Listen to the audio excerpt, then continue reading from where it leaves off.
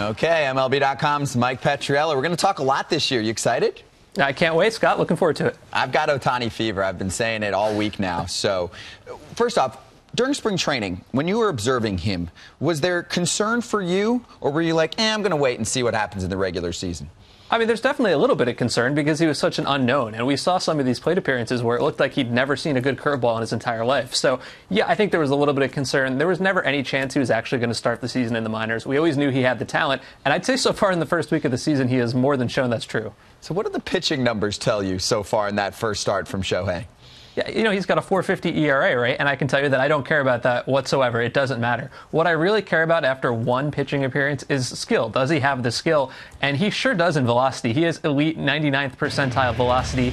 He threw 99 miles an hour a dozen times, and he did that in just 6 innings, right? And if you think about the entirety of last year, there were only 6 starters last year who hit 99 miles an hour all season long, and Ohtani did it in 6 innings. Fastball's a little bit straight, the spin rate's kind of average, that's fine, but as you can see here right away, he is already up there with the best of the best when it comes to fastball velocity, and that's something you can't teach. Look at this list of names. This is a list of names you want to be on. Oh, and did I mention he's a 10-tool player, Mike? 10 tools. So let's get to the hit tool, because that looks pretty solid too so far this season, even though it was very scary in spring training. 4 hits, all of them base hits. Thought it was interesting yesterday watching Quick Pitch, and Harold Reynolds said he had the leg kick going. A lot of people come from Japan, they have the leg kick, and then they try to adjust, and he's just going with the toe tap, and it looks like he's catching up to fastballs now. Yeah, you're absolutely right. I think we all knew he was going to be able to pitch, but the hitting stuff was actually a little bit more questionable because he didn't look so great in spring training, as I said. And here again, I don't care about his .429 batting average. I care about his skills.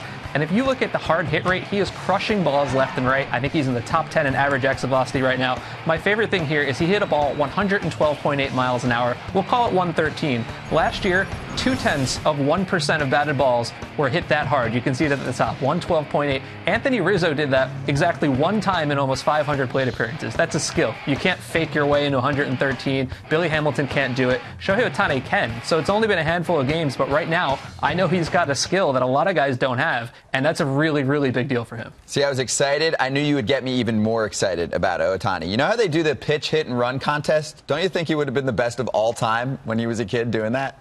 It sure seems that way because, you know, what you're alluded to is his running speed, and people kind of forgot about this. We knew about the arm. We knew he could hit 500-foot home runs, but the scouting reports said he had really elite foot speed, and we're starting to see it. Now, with StatCast, we can measure sprint speed, which we measure in feet per second in their fastest 1-second window. The league average is 27 feet per second. When Ohtani hit a ground ball the other day, 29.8 feet per second. The elite guys get up to like 30 or 31. So I'm not going to say he's Billy Hamilton or Byron Buxton, but there's only about 40 guys or so who have done that so far this year. This is in the upper, let's say, 20% of baseball. I don't know if I'm going to say 10 tools, Scott, because I'm not sure I can think of 10 tools, but so far every tool we've got, he is rated very well in them. That wasn't my words. It was his catcher over in Japan. Who was it? Brandon Laird said that. 10-tool player. I said, all right, sign me up. Let's see it. So far, so good from Shohei. So in the freak athlete category, watching Yasiel Puig so far this year, super small sample size, but do you still think he's going to be an above-average player this season? Yeah, I really do. Hitting a $179, you know, it's only been about a week's worth of games. I don't worry about that so much. Remember last year in the second half, he was fantastic. He showed a lot more patience. He was one of the 25 best hitters in baseball in the second half, and then really good in the playoffs. And what I've seen from him so far this year is a lot of hard-hit baseballs. You look at the list of hard-hit balls, that's what we call 95 miles an hour or exit velocity. He's behind only Jose Abreu. He has really been crushing the ball left and right. A little too many on the ground. Obviously, you got to get it up in the air. But look at this list of names. Mookie Betts, we've seen Avisel Garcia's had a fantastic start. I still believe in Yasiel Puig. I know he's been inconsistent, but he's still only 27 years old. He had such a good finish to last year, and he's hitting the ball really hard right now. I do too. Too early category for Yasiel Puig. I love talking athletes with you, Mike, because StatCast can emphasize it so much. So let's do it for an entire team. The Chicago White Sox right now, the early returns tell you what? They tell me that they've been crushing the ball. And let's be honest, I don't think anyone thinks the White Sox are going to have the best offense in baseball all year long.